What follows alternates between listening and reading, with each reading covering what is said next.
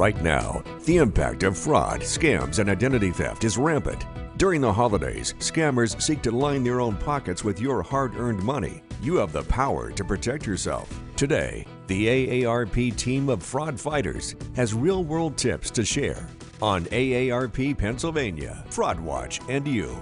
Sponsored by AARP Pennsylvania.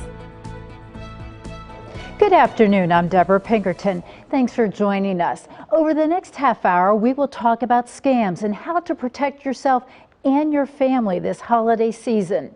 The impact of fraud, scams, and identity theft is rampant. 75% of adults in the United States have reported being targeted or victimized by a scam in the past. During the holidays, scammers seek to line their own pockets with your hard-earned money. You have the power to protect yourself. AARP Pennsylvania has a team of fraud fighters who have real-world tips to share with you, because if you can spot a scam, you can stop a scam. Over the past week, we have had viewers send in questions. David Kalinowski will answer these questions, and if you have questions at home, you can send them in during the show. The holiday season means a time of giving for many. Scam artists see it differently. They see it as an opportunity to take. Kayla Schmidt reports. It's another year of a COVID Christmas, and with all the twists and turns, mandates and masking, one thing that a virus doesn't scare away is a scam. You're right. And that's why education is so very important. Education on why, if this happens to you, to know what to do and to know it's not your fault. There's often folks that say, how could somebody be so stupid to fall for this? Well, when you're caught up in the emotion of it, anybody can do it. And emotions, that is something the holiday season knows how to cook up. And scammers, well, they'll eat it up. They're very good at getting you in a heightened emotional state, and it's even super concentrated during the holiday season, where the rush to buy a product or something else is high. It's an ideal proving ground for scammers. AARP says scammers also know who to target and how to get away with it. There's often shame in all of this, shame to the individual, so that they won't even share it with family members, and therefore it goes unreported and underreported. We want to change the narrative on victimization. So how do you separate your wallet from your feelings and not become one of the 76% of people AARP says were targeted by scammers? Volunteer Mary Bach says, watch for the red flags. One real red flag that came up in our survey was that 65% of people surveyed said that they use debit cards for purchases, and that's something that we discourage. Thank you, Kayla. Joining us is Mary Bach, volunteer chair with AARP Consumer Issues Task Force. Thanks for being with us. We're here to talk about ways to keep you safe during the holiday season. And it's really important to know that these resources that we're going to be talking about today are free from AARP, and you do not need to be a member. So why don't we just get right into it? Let's talk about holiday scams. Why are they popular this time of year? Well, Deborah, we're all stressed out. People are busy working. They have all of their family responsibilities. And then the holidays come on top of all of that.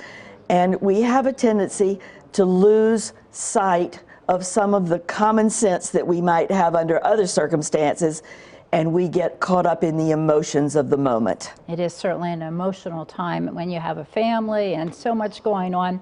Why don't we talk about some of the common scams that seem to surface during the holidays? Well, many of them are about online shopping. We know that about 3 out of every 5 people are doing online shopping during the holiday season. The pandemic has certainly caused an uptick in that. And as a result, the scammers look at the calendar. They know we're on the internet, and so they are trying to scam us if they think they can get any of our money. And what makes this holiday so different from a shopping perspective? Well, the pandemic has definitely changed a lot of things in our lives, including our shopping habits. And now, in addition to all of those issues, We're hearing on the news about supply chain issues.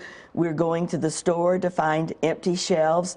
We're concerned about getting the special toy that our children or grandchildren might want. And so we've got a lot of things playing into a different shopping season. Now, AARP recently did a study on holiday scams. What is some of that information and what can we take away from that? Well, we are concerned that some 69% of people have said they've actually been targeted in a fraud. And now that could mean just getting terrible phone calls, or it also could mean, and actually I said the wrong number, it was 76% of people that have been targeted in scams, and it could be a phone call, not necessarily that they lost money. But we also know that a lot of people are buying gift cards during the holidays. Some 69% of Pennsylvanians have said they'll purchase gift cards, and 63% of those will be off of a store rack in a big box store or a grocery store. So people are out there buying gift cards. It's the #1 type of present that so many people are asking for. Sure. And of course, everyone is looking for a great deal. How do we know when it's really a red flag? And you have your red flag. I do have a red flag. If you see something online that is 50% off or more, you really should do your due diligence, do your homework to check it out. Because if you order that item thinking you're getting an impossibly good deal, you may in fact be getting a substandard product, even a counterfeit product, or maybe you won't get anything at all. And you will have given your credit card number, which means the scammer can steal your identity. Yeah, and that is so scary. Now, talk to us about a possible scam about a letter from Santa. Tell me, how can you do that? This is almost sad because we know that children love Santa, and parents and grandparents want to keep the idea of Santa alive, and so as a result, getting a personalized letter from Santa is very special.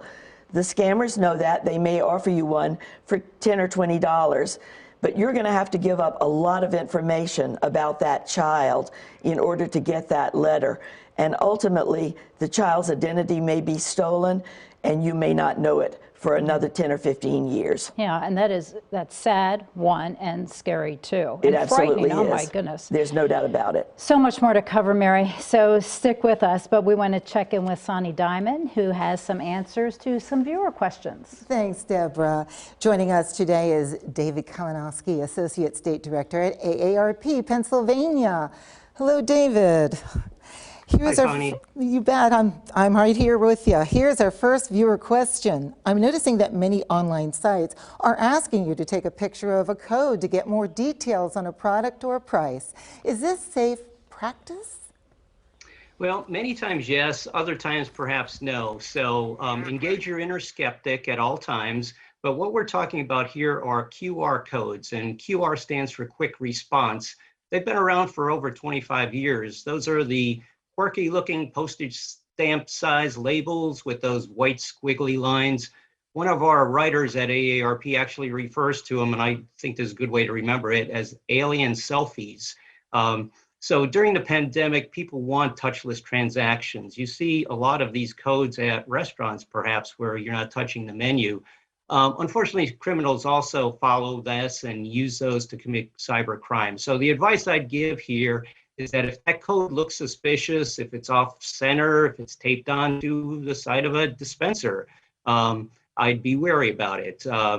If you receive an email from a friend, receive a text, or it's posted online, don't scan it with your camera. Instead, verify the source of that code. It's always good to double check. I know it takes longer to type it into an actual web browser, but type in the address rather than scanning the code. It's better to be safe than sorry. Well, this viewer asks, how can I make sure that I am donating to a legitimate charity this holiday season? Yes, so year end is when many charities raise a significant portion of their funds. And so, of course, scammers want in on the action. We say avoid charity scams. By doing this begins with doing your homework. So research the charity before you give. We have a couple websites for you to use. Any one is just as good as the other. And those are give.org, charitywatch.org, and charitynavigator.org. An even better way, perhaps, is to make your charitable contribution at your decision to do so at the end of this year for what you'd like to support in 2022. Write it down and stick to it. It makes it easier to decline donating by saying you've already given and made your giving decision then. Back with you in a little later in the show, David. Back to you, Deborah. Thanks, Sonny. Coming up, we hear about imposter scams. Find out what to look for. Stay with us.